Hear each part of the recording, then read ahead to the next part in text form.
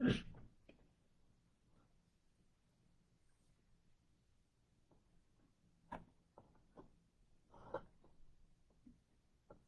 alaikum wa rahmatullahi wa barakatuh. Today, inshallah, we're going to continue the evolution of Muslim thinking and we're going to research or discuss a number of different issues.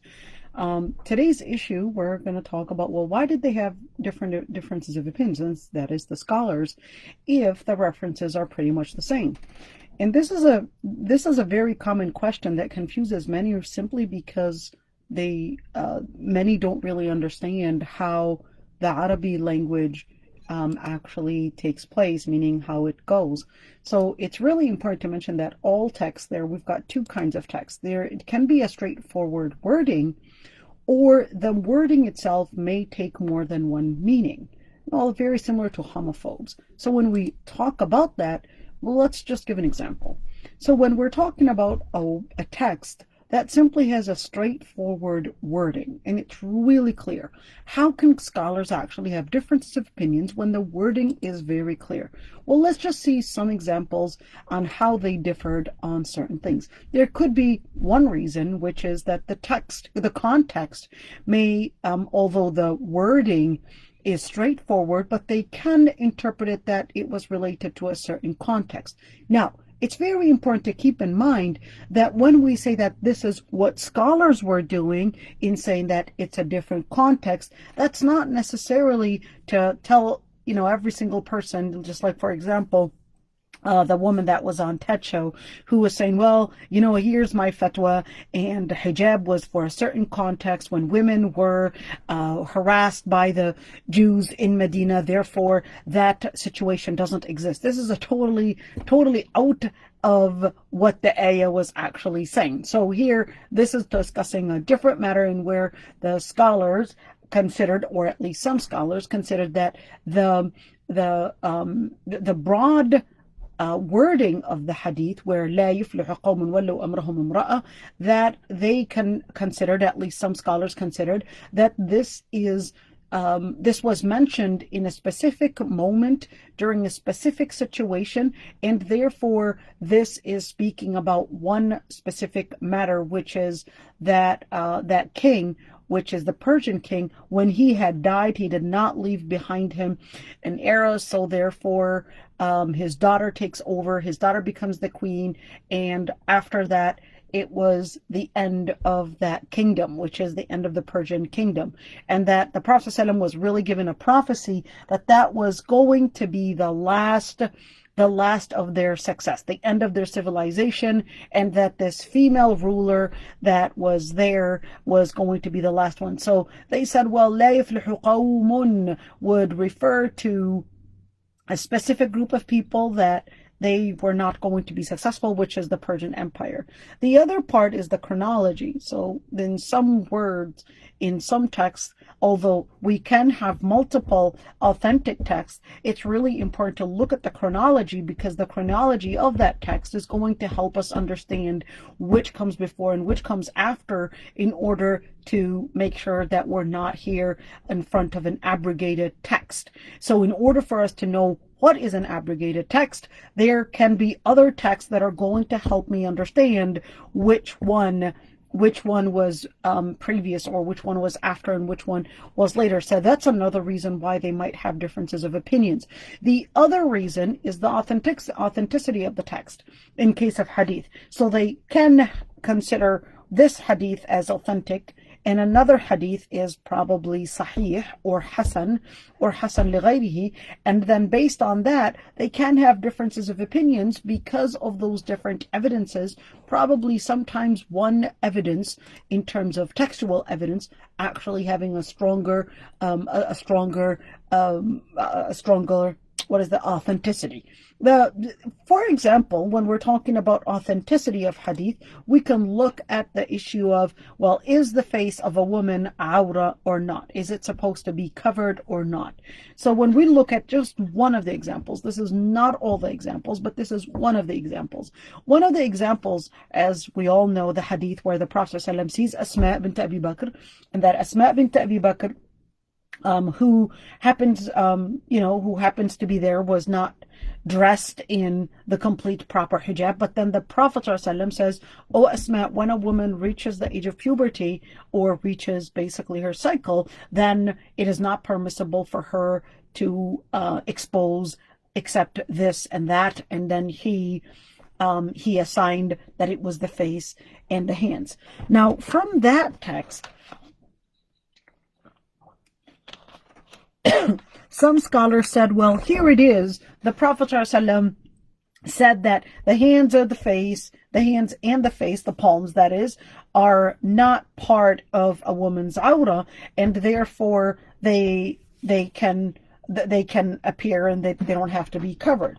But here's the thing, although you might say, well, look, I've got a hadith right there. Why can't this just be the hadith that I go back to and it will answer all the questions? So the thing is that, for example, I mean, this is not the whole argument here, but this is just one of the evidences within the argument, is that there happens to be one of the narrators, his name is Khalid ibn Duraik.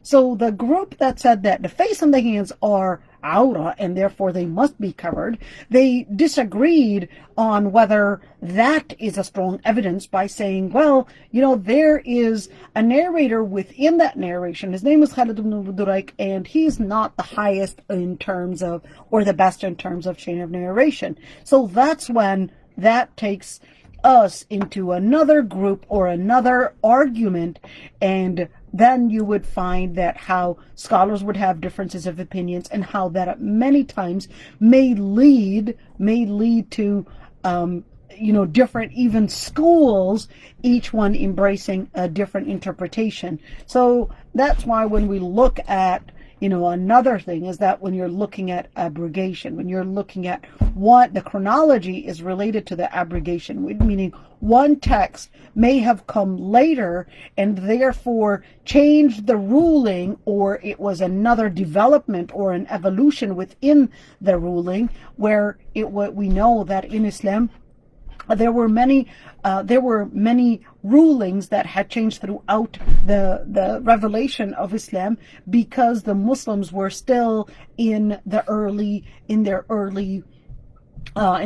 times of that spiritual elevation and that practice, and how to put Islam into practice. So the other part is, well, it becomes, if this is what can happen to a qat'i dalala, meaning a text that can have one wording, imagine what can happen when we have a text that may have more than one meaning.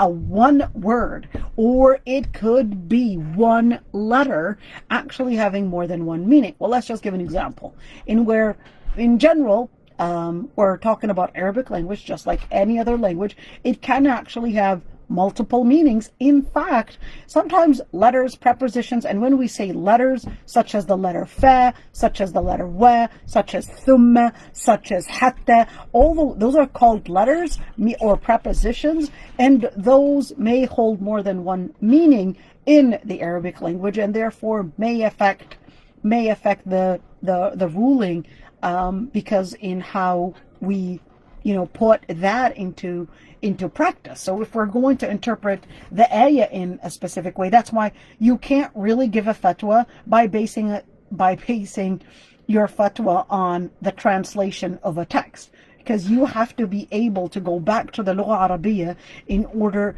to understand what each and every single letter might actually mean. So this is not enough to have, yes, I've gotten a translation right there, because in Lugha Arabiya, even one letter may actually affect the fatwa. So let's just give let's give an example here. As in wudu, Allah subhanahu wa ta'ala says, يَا أَيُّهَا الَّذِينَ آمَنُوا إِذَا قُمْتُمْ إِلَى الصَّلَاةِ فَاغْسِلُوا وُجُوهَكُمْ وَأَيْدِيَكُمْ. O you who believe, if you prepare to perform prayer, فَاغْسِلُوا وُجُوهَكُمْ وَأَيْدِيَكُمْ إِلَى الْمَرَافِقِ. Then wash فَاغْسِلُوا وُجُوهَكُمْ, your faces, فَاغْسِلُوا وُجُوهَكُمْ وَأَيْدِيَكُمْ إِلَى الْمَرَافِقِ, your hands up to the elbows, وَأَرْجُلَكُمْ وَامْسَحُوا بِرُؤُوسِكُمْ وَأَرْجُلَكُمْ إِلَى الْكَعْبَيْنِ, and then wipe your heads. وَأَرْجُلَكُمْ, is it وَأَرْجُلَكُمْ or وَأَرْجُلِكُم? Guess what? This would make a huge difference in applying the fatwa here. So even when we look at wudu, well, the ayah was saying wash your faces, wash your hands up to the elbows. Is the elbow included or is it not included? When you say up to, well, that is assuming that the word hatta means that the elbow is not included. And if you were to assume that it is included, well, that means you're going to change the translation. So the translation does not fully give the meaning in the Arabic language. That's the same thing when we're talking about wudu. Is it in order or not? Same thing when we're talking about wudu is it is the for example, the ayah, when it says أو جاء أحد منكم أو لامستم النساء أو لامستم النساء, then that you should perform wudu, and the word says لامستم النساء. Let me just write that and actually show you how the implication on that is. So I'm just going to write it for you. So the ayah is basically very clear, well, at least, in the wording, but look at how the fatwa and how those words actually change. Okay, so we got lamastum. All right, we got lamastum. All right, lamastum. All right, now what you could see is that the original verb is actually lamasa.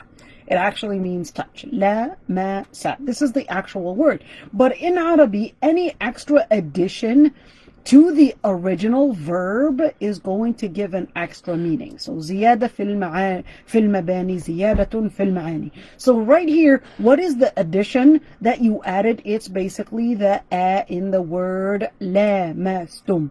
All right. So, and of course the tum is basically that plural. So let's leave that on the side. But then lamasa, when you say lamasa, how do we understand it? Do we understand the word أَوْ لَامَسْتُمُ النِّسَاء?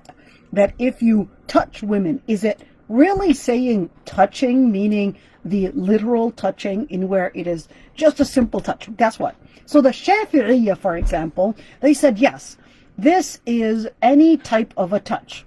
And the ayah says, النِّسَاء, therefore all women. They said the al in النِّسَاء is actually including and generalizing all women out there, regardless whether she is your sister, whether you had lust, whether you had the intention, regardless of what reason you touched and which woman, that is going to be something that you need to redo your wudu for. Well, that was the Shafi'iyya, okay? That was the Shafi'iyya. So here we go. Sorry, but I don't have my, I'm just writing with my, yeah, but that won't write like that. Now, the other part is that the Hanafi, look at this, you guys, pay attention to this one, okay? By the way, in Palestine, most people are actually Shafi'i. And if a woman or somebody, they want to shake hands, or even if a husband touches his wife just by touches, let's say he was giving her a towel or something like that, and then she would say, oh, don't touch me because I have wudu, because they would base things on madhab Shafi'i, that even if it was barely touching, even if it was touching like little finger with a finger, by, it's like you're handing money, that's enough to lose your wudu. All right. Well, that's based on the madhab Shafi'i, because they said, well, the word lamasa, the word lamasa just means to touch. Here we go. Hanafi said, no, that's not actually right. Hanafis, they said, no, here's what you guys forgot about. They said, look at the a in the word lamasa. They said, when you see an a in a verb, طالب, قاتل, that there's a bilateral, there's another person involved. So they said, well, there's another person involved, and that this is not just a typical touch. And they said, no, this is an exaggeration of touch referring to intimacy. So Hanafi said, no, lamastum is referring to intimacy and has nothing to do with the actual touch. Well, Hanbali and they basically supported their opinion, and they said, well, look, we've got a hadith that is authentic, is that the Prophet ﷺ, before he would go to the masjid to pray, he would kiss his wives before going, and he would not redo his wudu. Then you had the Maliki and the Hanbali. So the Maliki and Hanbali said, wait, let's discuss this. They said, listen, لامستم النساء, this is not that the actual touching in itself reduces or takes away your wudu. They said, no, this basically is telling you that if the result of a touch, meaning that if a person would probably discharge some fluids, that is what leads to breaking your wudu, not the actual touch. So here they said, well, this ayah is hinting to telling you, so for the word lamasa, this is hinting to you, lamastumun nisa, that if the relationship in touching results in any kind of a discharge, any kind of a fluid, then therefore you would have to redo your wudu. So they said, well, that would mean that if there is a touch with lust. So now you could see, for example, just one word, although you might think that the word, hey, it can't be a homophone, it's crystal clear. But think again, those scholars, they are really deep. They won't be on the surface. They will go deep. It is so sad. The other day, I was seeing a sister put a post and said, why do I need the scholar's opinion if I can go to the text myself? How pathetic. It's so sad. How is it that, you can get to becoming a Shafi'i and Abu Hanifa and Imam Malik when even the Arabi, you don't know it. It's very sad to see what is happening to the Muslim Ummah right now when it comes to understanding their Islam. So that's the same thing with Iddah. Let's look at Iddah and see how they had differences of opinion. So the ayah actually says that that for the women, that they would do the Iddah, that they would have to wait. The word is quru, thalathat quru, that they would have to wait for al-quru. Now here's the thing. Does the word quru that they have to wait for, that is if they basically get a cycle. In other words, for the waiting period, do they wait for thalathat quru? Do they wait for 3 cycles? Or do they have to wait for 3 cycles and they finish 3 cycles? Well, let's say a woman said, I got this good proposal and I'd like to hurry and I'd like to, move on with my life. And she said, I want to make sure that, I start my wedding, on a day when I'm finished and etc. And she said, well, her cycle started, let's say, day 1, and she's expected to finish her cycle on day 7. And she said, am I allowed, to make my wedding and actually have my marriage contract, let's say 2nd day, and then by day 7 we could probably, prepare everything. By day 8 I'm basically, on my first day of marriage. And when did she do her marriage contract? Well, she did her marriage contract on the 2nd day. On the 2nd day of her 3rd cycle. Well, scholars had differences of opinions on that, simply because the word quru, scholars actually had differences of opinions on. Guess what? It wasn't just the scholars, but it was even the Sahaba.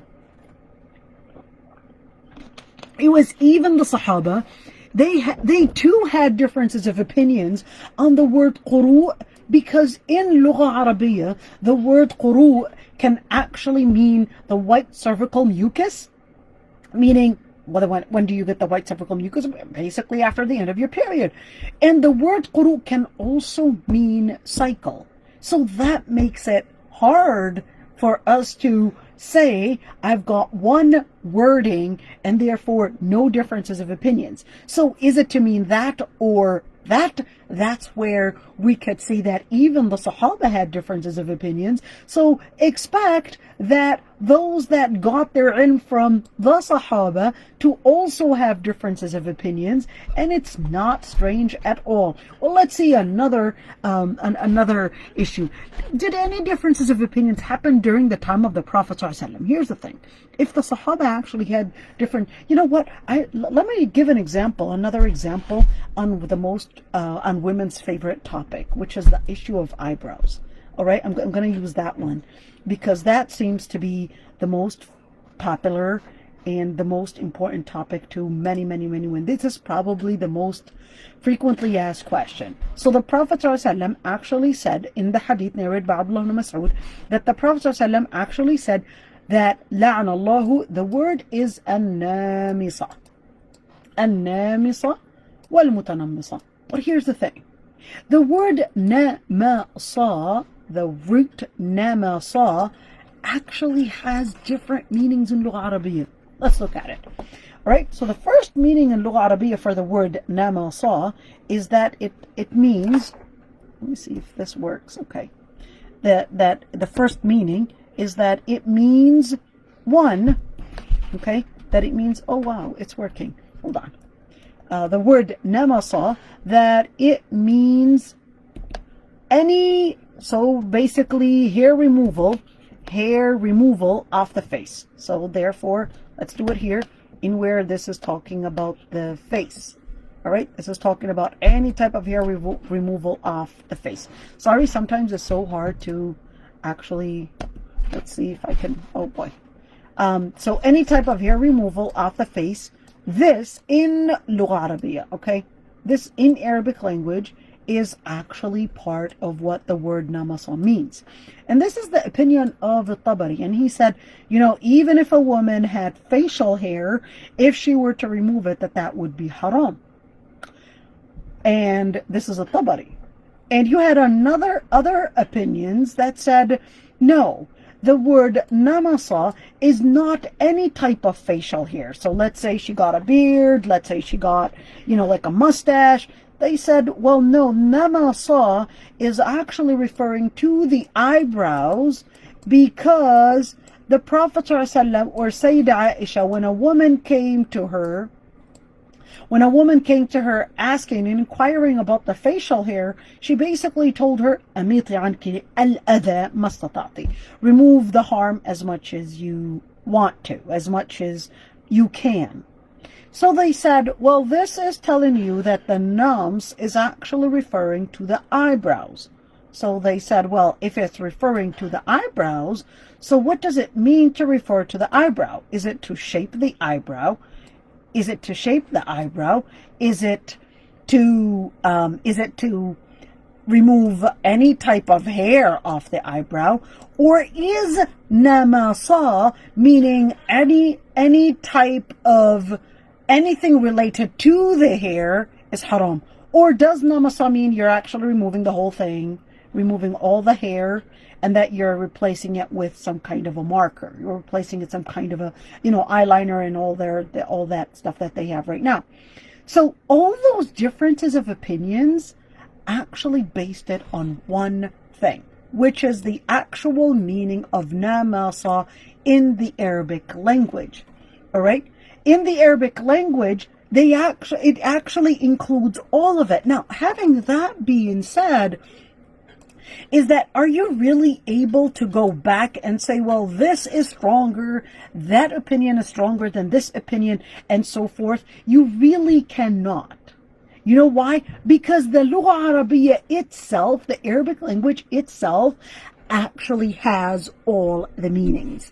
There are so many different tribes, and each and every single tribe use the word namasa to refer to a certain thing. So what should I do in this situation? Well, that's when, even though, like I said, you've got one word that can have multiple meanings, and all those words actually mean pretty much the same and go back to the same corner in Lugha Arabiya. That's why when we look at that, it's always, we would base it on al-khuruj min al-khilafi awla.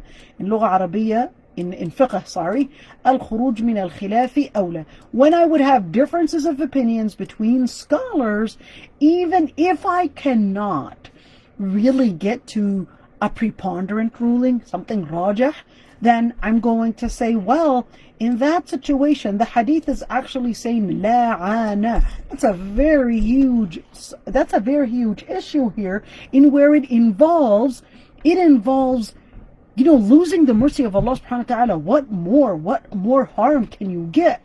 So this is where we would say al-khuruj min al-khilafi awla, meaning the priority when you have differences of opinions and the scholar is not necessarily having the tools to weigh which opinion is more preponderant. That's when we would say staying on the safe side, staying away from the differences of opinions is actually our priority. So in other words, in this situation, staying on the safe side and staying away from in nums itself, in whether you're shaping your eyebrow or whether you're taking the whole thing out and using an eyeliner, etc., that you should stay away from that. Now, the part about facial hair, there is actually, like I said, the hadith where the Prophet said, or Sayyidah Aysha actually said and advised that woman that she can remove as much harm as she wills, and that is part of the beautification that was allowed,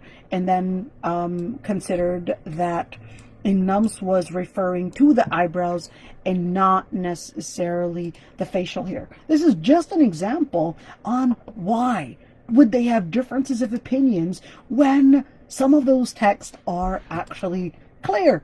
So here's the thing.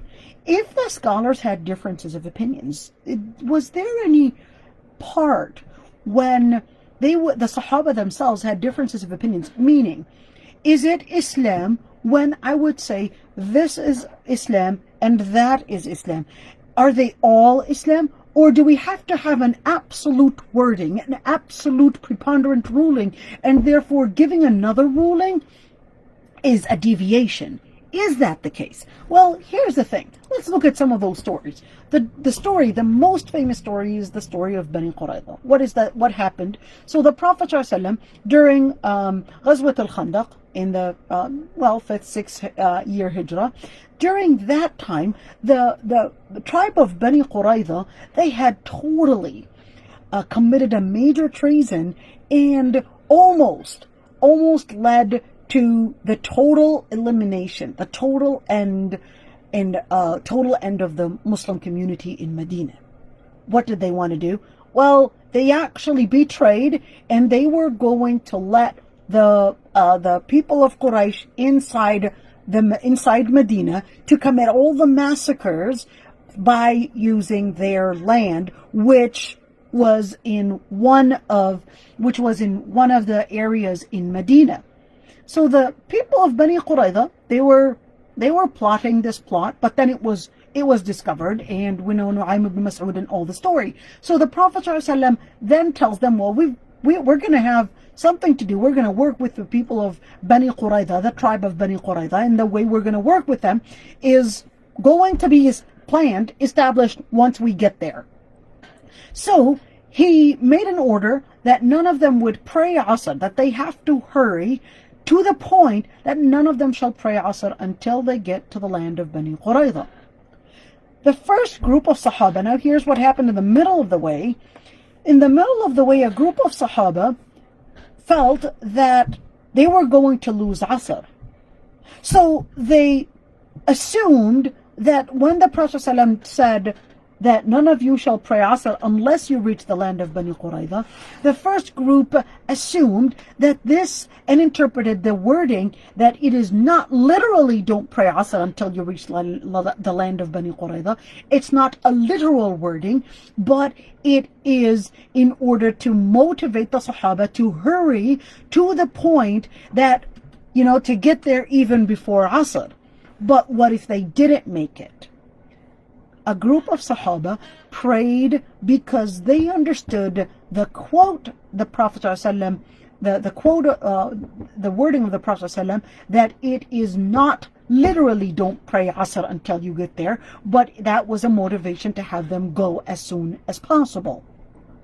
So a group of Sahaba prayed before they got to the land of Bani Qurayza, and the other group of Sahaba really prayed it when it was too late. But the dispute and the aftermath of that event would tell us one very important thing. They go to the Prophet ﷺ, the Prophet ﷺ approves both of them. In other words, both of them had an Islamic interpretation or in obedience to the Prophet ﷺ. So you could see that the Prophet ﷺ approved both ways. Let's see Amr ibn al-As. In the battle of Dhat al-Salasil, the Prophet ﷺ basically assigned Amr ibn al-As to be the main leader, to be the leader, even though other Sahaba were there. Amr ibn al-As was only 2 months Muslim. 2 months Muslim. Amr ibn al-As went in a state of janaba. He had a wet dream, went in a state of janaba, didn't really know what to do. So the other Sahaba, they just said, well, you have no choice but to make ghusl. But he had some kind of an injury on his head and figured that if he were to do ghusl, that the injury might get infected and that might even result in prolonging the healing. So he said that he was going to do tayammum. But tayammum, as what they had learned, was only when there is an absence of water. When water is not there, then therefore you go for tayammum. They didn't know that tayammum, which is dry ablution, when you hit your hands on the soil in order to make the wudu. They didn't know that also was fit enough to be as an alternative for al-hadath al-akbar, which is major impurity. They thought that was only for minor impurity.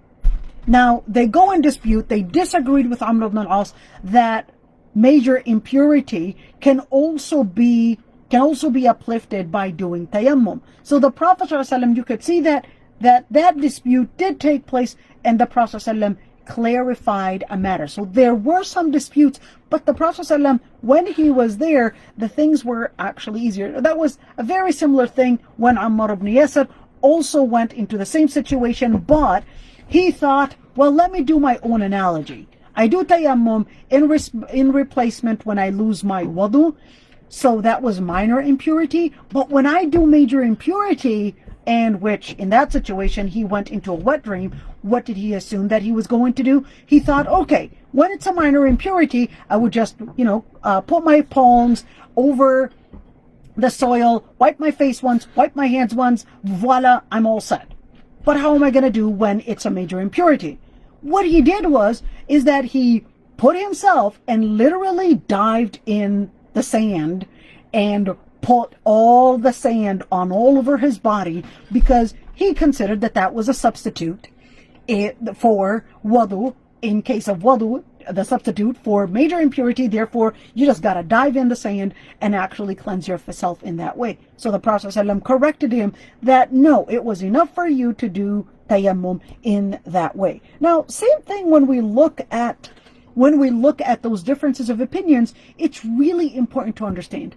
The question is that arises, so are we obligated to follow a certain madhab? So we saw how the Sahaba themselves had differences of opinions. So now the question is, if the Sahaba themselves had differences of opinions, and the scholars that learned from the Sahaba, of course, they're going to have differences of opinions because it traces back to the Sahaba and the Tabi'een and the Tabi'een, etc. All those differences of opinions are going to be passed on. They're going to be passed on from generation to generation. Is there ever going to be a day where we're not going to have differences of opinions? God forbid. There's no such thing. It's impossible. It's impossible to end the differences of opinions, because that in itself is actually from the Quran, from the Hadith itself, and that was able and capable of taking more than one interpretation. So are we obligated to follow a certain madhab, which is called taqleed? What is taqleed? Taqleed is when you follow a specific madhab without even knowing the evidences. All right? Meaning what? So you go to your the mufti that you're going to ask, and you say, Sheikh, I had a question. My husband, said such and such, and I'm not really sure if this is considered divorce or not. Or I'm not really sure if this is haram or not. I'm not really sure if I have to do kafara and expiation or not. I'm not really sure what to do. So he says, no, you don't have to. You don't have to pay kafara for this. Are you really going to, or do you have to say, well, can you tell me the evidences on that? and then go to another sheikh. Can you give me the evidences on what you're saying? And then I'm going to start weighing the evidences, which one I think is preponderant. You don't really have to do that. All right. So there are differences of different things here, in where you don't necessarily have to ask all the different evidences. You don't have to ask for all the different evidences, but generally speaking, the evidences that they should be going back to is that, number one, is that go back to Quran. But the evidences themselves, sometimes, you're not qualified to actually go into the wording and look at all that. Can I just follow that scholar's interpretation and without even going and asking him for the evidences? Yes, you can. What is the evidence? Allah subhanahu wa ta'ala says, فَاسْأَلُوا أَهْلَ الذِّكْرِ إِن كُنْتُمْ لَا تَعْلَمُونَ. And ask the people of knowledge if you don't know. This is in Surah Al-Nahl, Ayah 43. And another ayah, Allah subhanahu wa ta'ala says, وَمَا كَانَ الْمُؤْمِنُونَ لِيَنْفِرُوا كَافَّةً فَلَوْلَا نَفَرَ مِنْ كُلِّ فِرْقَةٍ مِّنْهُمْ طَائِفَةٌ لِيَتَفَقَّهُوا فِي الدِّينِ وَلْيُنذِرُوا قَوْمَهُمْ إِذَا رَجَعُوا إِلَيْهِمْ لَعَلَّهُمْ يَحْذَرُونَ. What is that telling us? That Allah subhanahu wa ta'ala is actually saying that not all the believers should all go in mass or in all the numbers for jihad, but there should be a group of people that are doing a different job. Their task is to learn the deen. Their task is to answer the questions and govern the people in order to help them administer and learn how to deal with their lives and implement the word of Allah subhanahu wa ta'ala. So when we look at that actually tells us, even in the Quran, it's actually telling us that, no, we can have a scholar that can answer the questions for us, and we can have a scholars that we can imitate and depend on in order to help us identify what is halal and haram. Let's see in the hadith. In the hadith, it was narrated by Aswad ibn Yazid that Mu'adh came to the people in Yemen. And when we say Mu'adh came to the people in Yemen, and he came to the people as a commander and as a teacher. And he said that we had asked him about a man who had died leaving, in other words, his era, a daughter and a sister. He decreed half the estate for his sister, and this was while the Prophet ﷺ was alive. In other words, what you get from this hadith is that taqleed in general, which is to imitate or to quote or to take an Islamic legislature from a scholar without knowing necessarily and weighing all the evidences is actually permissible, because you could see that even the Sahaba right there, or at least those are tabi'in because they were in Yemen, that they didn't necessarily ask Mu'adh ibn Jabal to give them all the different evidences and all the different things. They just said, well, he's knowledgeable enough, he was trained by the Prophet ﷺ, so we'll just rely on what he said. And that's the word taqleed. Taqleed means that you rely on that scholar's qualification and what he said in order to say that this is permissible in Islam or not. You had a question. Can you just pick and choose? Good question. Very good question. Can you just pick and choose? When you want to say can you pick and choose, you want to make sure that when you're going back to an opinion, that you're not picking and choosing based on your inclination. Oh, that one sounds easier, let me take that one. That type of picking and choosing on the basis of, well, it sounds easier, or let's go fatwa shopping and actually get whatever comforts me or whatever satisfies me, is actually a fitna. So what is my homework? We're going to get to, well, what is my homework in just a bit, and how, you don't want to pick and choose, but we'll talk about what we're supposed to do in just a bit. So the Prophet ﷺ did not criticize the people for following Mu'adh himself, and even though that they definitely had a lot of questions, but the Prophet ﷺ just sent Mu'adh and basically approved that Mu'adh would be the teacher. And they didn't necessarily ask him for evidences and say, well, we need to make sure, we need to get another person approve that what you are saying is really Islam. But the Prophet ﷺ appointed him to teach, and that is enough. The other part, when we look at the evidence that taqleed, meaning following the scholar without necessarily knowing all the differences of opinions, is that the Sahaba themselves were actually at various levels of knowledge, and not all the Sahaba were capable of issuing legal rulings.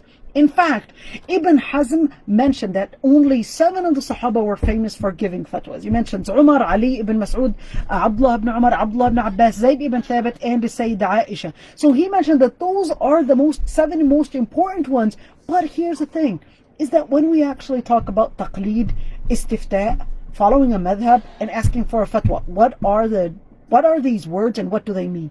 Taqleed is when you ask a scholar and you don't necessarily ask for the different evidences that he relied on. Istifta is different. All right, let's look at this. So istifta is different. Istifta is when you're actually asking a question. So let's see, there's a mufti, there's an ifta, and there's a mustafti. All right, let's look at it. So the mufti is the one who's issuing the legal ruling, which is the scholar. All right, the fatwa is the actual ruling which the mufti issues. The mufti is the person that is qualified, that is qualified to issue legal rulings, to issue Islamic rulings.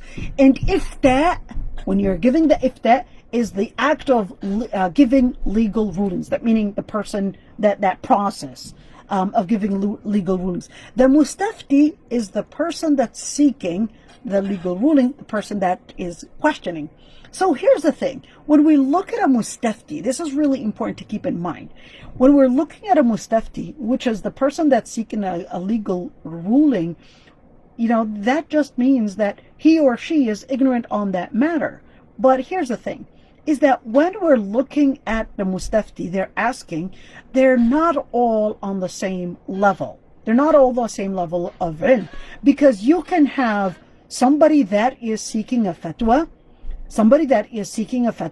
and that person may be a alim. They're probably a scholar, they're probably themselves students of ilm, they're probably capable of going back to the differences of evidences, they're able to go back and research. So in that situation, we're going to consider who really is in that situation, meaning the mustafti, because not all mustaftis are actually on the same level of ignorance, let's say it that way. So now, if a person is a alim or a mujtahid, what does that mean? Meaning that they are capable and they have the equipment to go back to the evidences, to go back to those reports, to review the hadith, the authenticity of the hadith, and the different details. Then for that person, they got to do their homework and actually research the evidences. This is the alim or the mujtahid. You can't just, let me just ask X or Y and Z and just get out of this problem and I don't have to do my homework. No, you have to do your homework because you are equipped. You've got the equipment to research. You have to do your homework to research. Now, as for the non-mujtahid, somebody that is really not equipped, they probably have a degree in medicine or probably a degree in engineering, but they don't really have the equipment in order to research the different madhab, to research the different hadith, to research the authenticity of different evidences. They don't really, or even the wording of the Arabi, etc. They don't really have those tools. So in situations like that, then the non-mujtahid, they're obligated to learn their deen. This is really important. So before you even seek a fatwa, you have to take the initiative to actually learn your deen and take that step and put in the effort to learn in order for you to know who is qualified to answer those questions, and that way you won't go into all that mess. So learning the deen, that person, they're obligated to ask when a case or a matter appears when a case or matter happens and they don't really know the answer to, but they have to work and do their homework to learn their deen. When a case does not appear, meaning, I'm not necessarily an expert on transactions and all the different things, generally it's recommended at least to seek ilm. Seek ilm, you're not obligated to ask. So for example, myself, I'm speaking of myself, I'm not an expert when it comes to the fiqh of transactions. Ask me about fiqh of marriage, ask me about fiqh al-ibadat, but when you come and ask me about transactions, I'm not the best expert on that. And I will say, I'm not the best expert on fiqh of transaction. Do I necessarily have to be an expert in that? No, I don't have to. Unless I plan or I am going to give a fatwa, then I would have to go back and actually research those matters. But if I don't know, I would have to go back and actually ask other people. So the question is, am I obligated to follow a certain madhab? Number one, this is really important to mention. Ibn al-Qayyim, in I'lam al-Muwaqqi'in, it's not I'lama, this is a typo. He actually said, Al-Ammi la madhhab lah, wa madhhabuhu madhhabu man yufti. Generally speaking, the laymen, they don't have to have a madhab. They don't have to have a madhab. And their madhab is actually the madhab that the person that they are asking is their madhab is basically the madhab of the person that they're asking. So when we look at al-ammi just simply means the layman, the person that is not equipped, not as specialized in Islamic studies. Then in that situation, they do not have to have a specific madhab. You don't have to have a specific madhab. And their madhab is basically the madhab of whoever's answering their question. Well, other scholars actually disagree. And they said it is obligatory for the ammi, the layman, to have and to adhere a certain madhab in order to avoid any confusion and following the desires and whims. Because here's what happens. It is very often that somebody might say, well, I'm just going to make it easy on myself and I'll take the easiest answer and I'll ask like 5 different shuyukh and I'll take the easiest answer. So those scholars, for that opinion, they said, no, follow the Shafi'i and stick to that, because you might get and fall in delusion and think that you're following the evidence, but in reality, you're actually following your whims and whatever's easier. And that's why, in general, if we're going to say following a certain madhab is obligatory, there are actually a number of issues that can contradict that opinion. Number one is that the Prophet ﷺ himself did not have a madhab. And the a'immat al-madhahib, the scholars of those madhahib, Shafi'i, Ahmad, Malik, Sufyan al-Thawri, Ibn Uyayna, all those scholars actually seeked the same thing, which is trying and putting that effort to derive the ruling from the Quran and Sunnah. Meaning that what is obligatory is not an interpretation, the interpretation from this madhab or that madhab, but what is obligatory is actually adhering to the references, meaning the epistemology and following the epistemology. So in that situation, to actually say that you have to follow a specific madhab is actually contradicting what the madhab, the scholars themselves have actually followed, in where they would follow the Quran and Sunnah and Ijma' Qiyas, etc. And we talked about that before. So in this situation, when we look at following a particular madhab, all you need to do is make sure of the following. Number one is that when we look at the preponderant,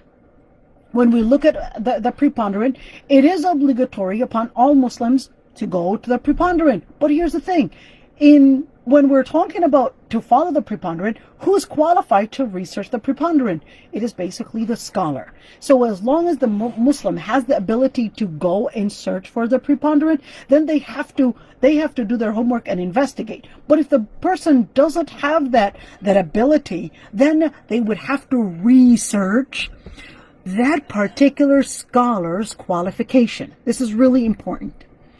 If you're not able to research the evidences, well, at least research that scholar's qualification. Is that scholar qualified in a number of different things?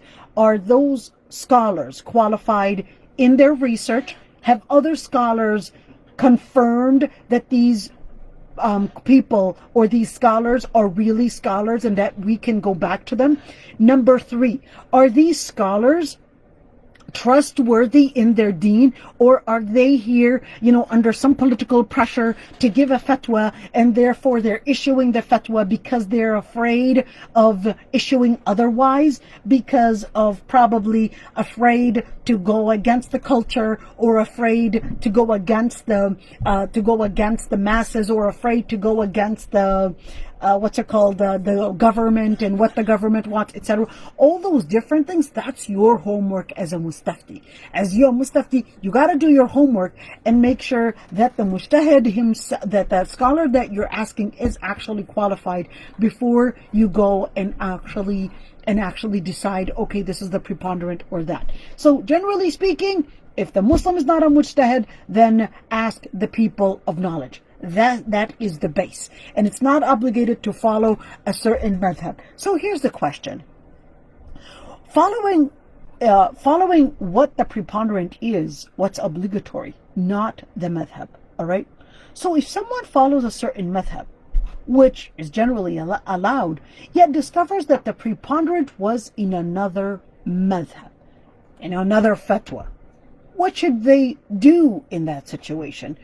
Then is he allowed to go and actually change and change? Absolutely. In fact, they're obligated. الأصل تتبع الدليل. By default, the major rule is that you are supposed to follow the evidence and not the people. So it's not the people that you follow, but it's actually the evidence. So when the Muslim studies from these madhab and he affiliates himself to one of them, he's basically called Hanafi, Shafi'i, Maliki. Affiliated yourself with a specific madhab, then that's what you're going to be called.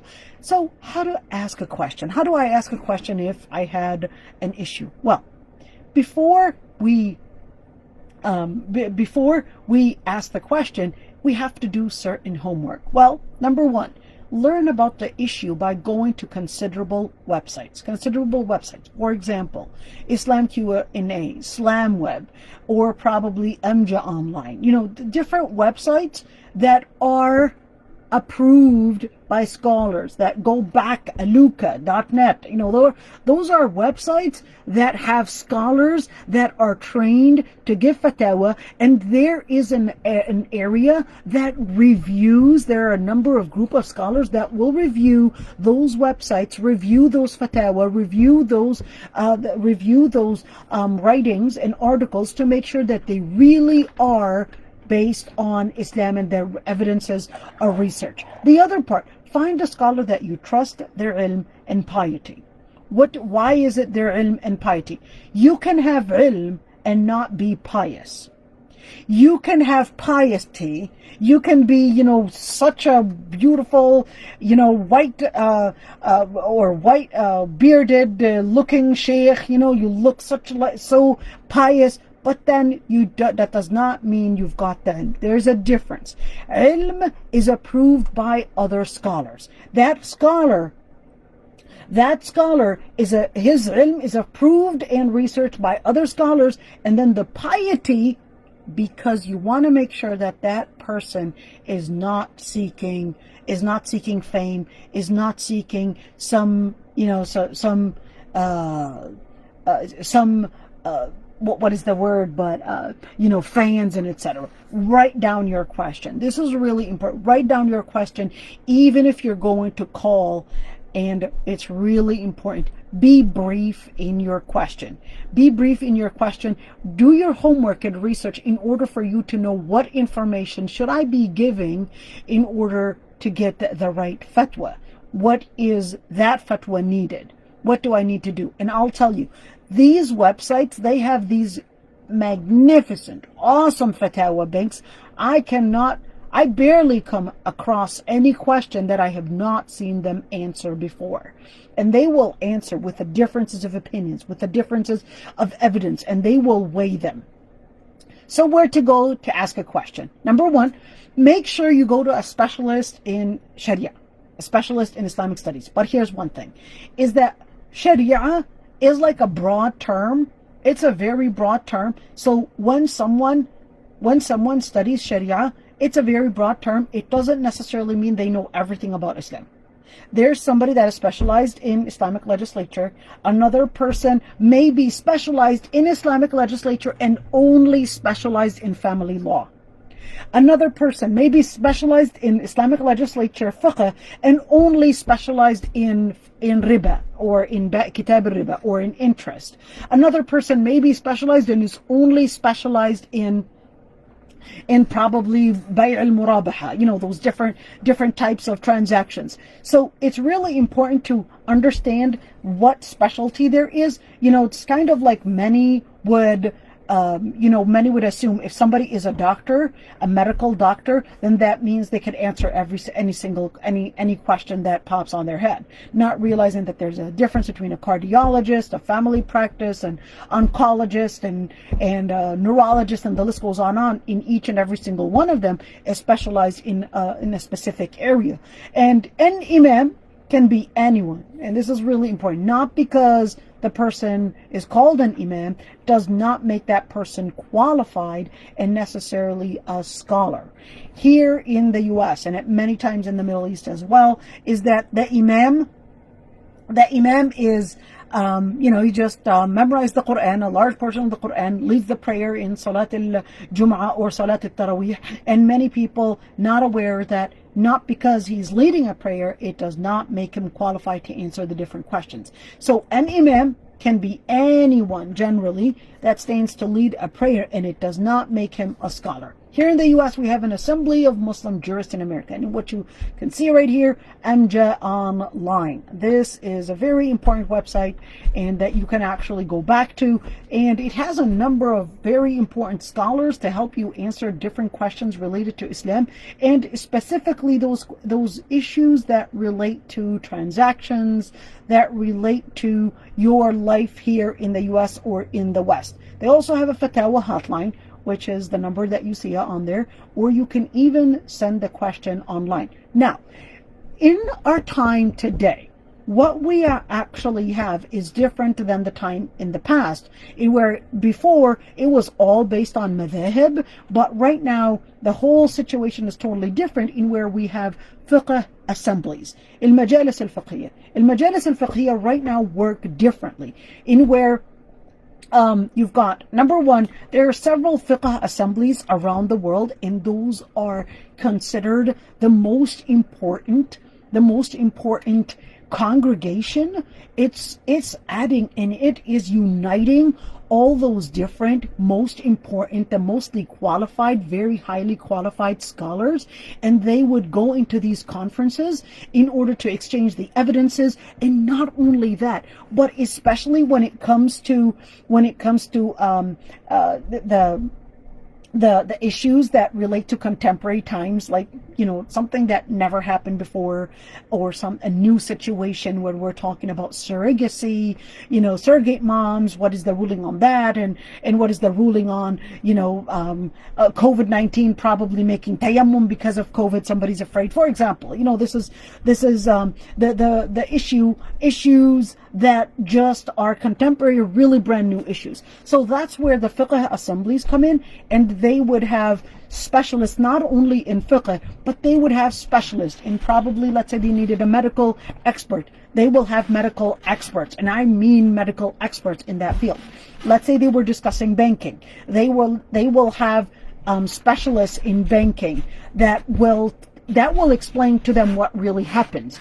Let's say they're discussing probably political issues, they will have political scientists explaining to them. So the experts will be sitting with the fiqh scholars and discussing, and each one is presenting, a paper or research in order to bring about a final fatwa in that. Now, the most important fiqh assemblies that we have around the world, we've got some in the Middle East, Europe, US, and India. Now, the assemblies, like I said, they join the most important scholars of fiqh from around the world.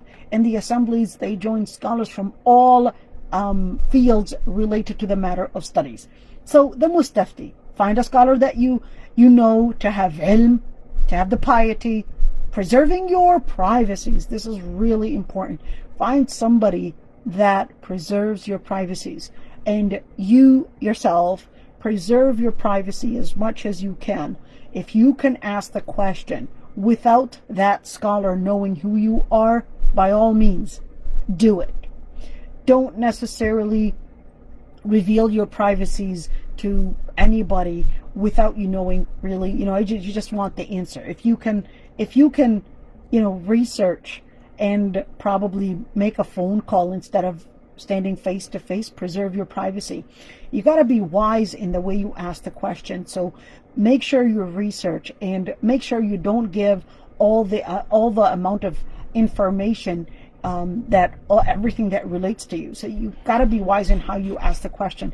If it's a women related issue, find a female scholar or have your mahram or husband ask for you.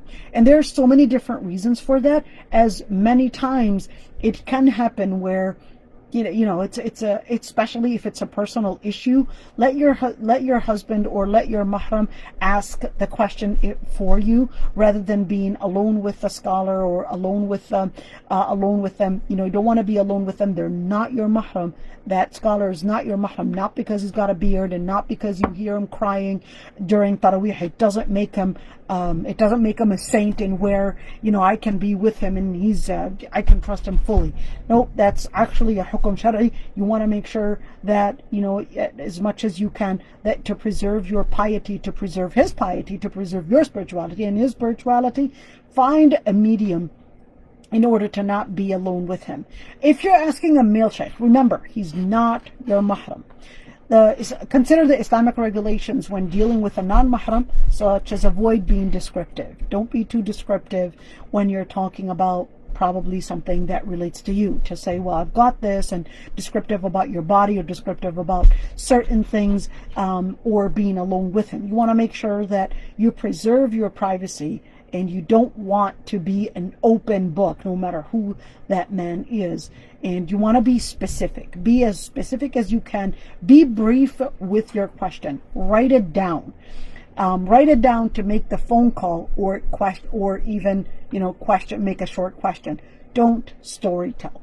This is so often that I really, oh my God, I can't believe so many phone calls that come to me in where the sister might spend 4 hours, wallahi, I'm not exaggerating, 4 hours telling me the story just to ask me one question. In one of the phone calls, the sister was telling me how she got to know her husband, and then how she got married, how she got her first kid, and then the second, and then the fourth, and then the fifth, and then and after 4 hours of telling me all her life story, then the question is the bleeding that I'm facing right now, is that istihada or cycle? Wallahi, I'm not exaggerating. Wallahi, I'm not exaggerating. I'm a married woman. I've got kids. I've got family. I've got an autistic child. Do you actually think I've got 4 hours to spend on the phone just to wait to that point? Get to the point. Be as anonymous as possible if the question is personal. Search the fatwa databases. Make sure you're not Googling and going to, those websites that are not qualified to give those fatwa. Just make sure that you go to trusted websites. If you don't know if this is a trusted website, this is a more important question than the fatwa itself. Then the fatwa itself, you first have to know, is this a trusted website? Can I actually go and seek that? And I'm not just going to, online forums or even right now social media where it's people that have no ilm whatsoever right now giving fatawa or putting it on Facebook. I have a question on this, and all these people are just giving their opinions on the matter. And you want to make sure that you search the fatawa databases. Make sure you do that in order to get to the right fatwa. Try not to mention names if the people are known to the scholar, unless it's a judging case. Unless it's a trial, that's when you can give the names. And if you're actually in a fatwa, don't mention names. Spend more time learning your religion from specialized scholars than asking too many questions. All right, so this is the end of today's class. I'll be happy to answer any questions. So here's question number 1. How to recognize a qualified scholar, especially now that people go for famous or basically eloquent speakers. So when we're talking about searching for qualified scholars, there are 2 different routes to it. Number 1, and that's the most important route, is that other scholars affirming that this scholar has knowledge. That's number 1. Is that other scholars will say, yes, that person is qualified to speak on this matter or not. Number 2 is that there are 2 routes, which is the ijazah style, and there's the university PhDs and masters and all that stuff. But the ijazah one, unfortunately, there are many that will claim ijazahs that they don't really have. So you want to be really careful with that. But when it comes to the university route, they can't claim that they for the university route there is actually an actual degree. And it's really important to understand that if somebody has a bachelor's degree, they basically learned the pretty much the major chapters in studying Islamic studies, but they're not necessarily qualified to research. Somebody has a master's and a PhD, those are the ones that are qualified to research and weigh the evidences. Now on the ijazah side, you want to make sure that that person is approved by other scholars, that they really are scholars and not necessarily just eloquent speakers. You want to make sure that they're not just eloquent speakers, because unfortunately I've seen that very often in where people would claim that they have an ijazah in Quran, and unfortunately can't even read not one ayah without mistakes. So right now it is so easy to claim that they're people that have ijazahs. So ijazahs has been the word ijazah has been very I would say misused in many ways, unfortunately, and can be really tricky. I'd actually ask other scholars to see if that is a real scholar or not. Here's another question. How important is it to know what madhab and which madhab I should follow at the end, and none of them are wrong? So generally speaking, that's why I said, we gotta seek ilm before we say follow with this madhab or that madhab. Follow and seek ilm, and that should be your the torch, that lens that you use in order to know who to learn from and what to learn. So you have to do your homework to learn that. Here's another website. Here's another question. Is there a website where to find a scholar is approved by other scholar? No, there isn't a website where approved a scholar or such, but you will have to listen to the lectures. You would have to listen to other scholars and actually do your homework in order to know which one is qualified. Here in the US, the most qualified fiqh scholar is his name is Salah Hassawi. Dr. Salah Hassawi. He is pretty much the most qualified in answering questions related to fiqh. The most scholarly in answering questions related to the fiqh of medicine is Dr. Hatim al-Hajj. He himself is a pediatrician, and also very qualified in researching fiqh related matters, and different issues, and specifically on those issues that relate to medicine. It doesn't mean that he's not qualified on other issues, but those are what he's popular with. There are the assembly, it's called AMJA online, and AMJA, it's basically American Muslim Jurists. There are a number of different scholars there, although I don't necessarily think myself, I hope I don't contradict my words now. I don't necessarily think that every single one of them is necessarily as scholarly as Salah Hassawi. I think he is the most scholarly, but generally speaking, that is a place that I would trust. That is a place that I would trust, and you will see how other scholars will approve one another of who really is most scholarly. So this is the end of today's class, and Jazakumullah khairan everyone. If there are any other questions or even comments, I'd be happy to listen to it. Next week, so what scholar, this is slide 165. Hey, we're almost done, inshallah.